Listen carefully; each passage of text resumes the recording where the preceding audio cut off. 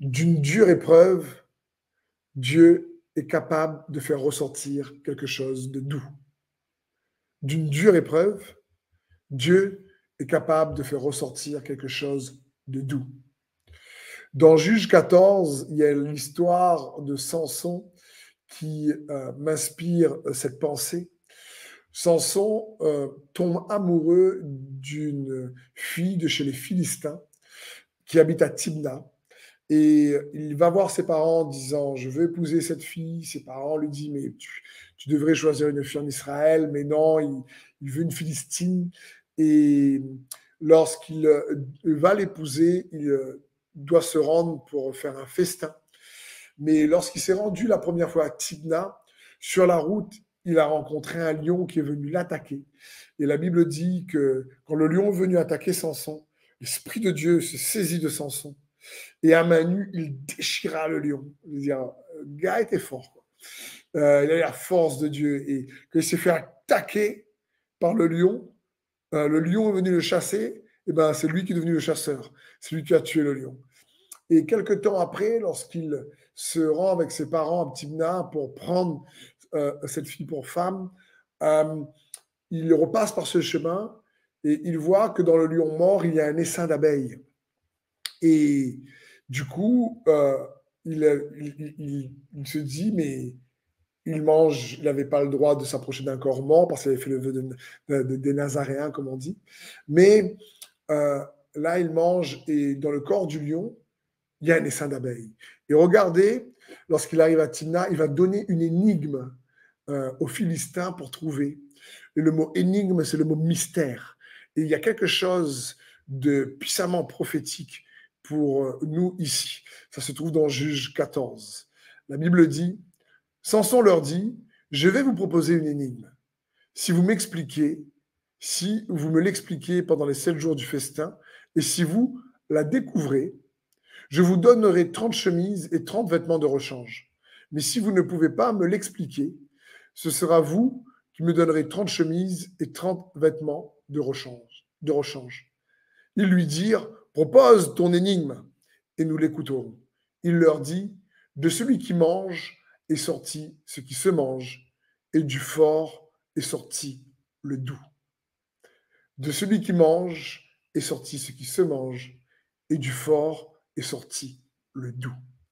Et je crois réellement que cette énigme que Samson utilisait par rapport à ce qu'il lui avait vécu dans son histoire, attaqué par le lion, mais il triomphe, et dans le lion vient un essaim d'abeilles, et il dit de ce qui est fort est sorti du doux. D'une attaque de l'ennemi est sorti du miel. D'une épreuve, Dieu est capable de faire ressortir quelque chose de doux. En réalité, le mot énigme signifie mystère. On ne comprend pas comment Dieu est capable d'utiliser des épreuves difficiles, parfois des deuils, des pertes d'être cher, et comment Dieu utilise la mort, la croix, pour faire ressortir la résurrection de quelque chose de dur. Il fait ressortir quelque chose de doux. De quelque chose d'extrêmement mauvais, la mort, il fait ressortir quelque chose d'extrêmement bon, la résurrection. De quelque chose d'éprouvant, de la souffrance, il fait sortir la délivrance. De la tristesse, il fait ressortir l'allégresse. C'est une énigme, c'est un mystère que Dieu produit en nous au travers de nous.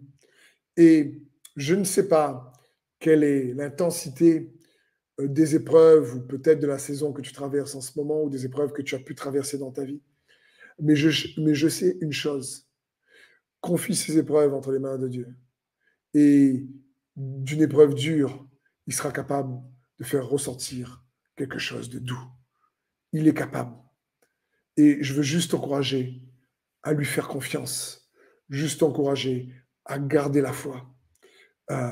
C'est celui qui est avec toi. C'est le souverain et le Seigneur des Seigneurs, l'alpha et l'oméga.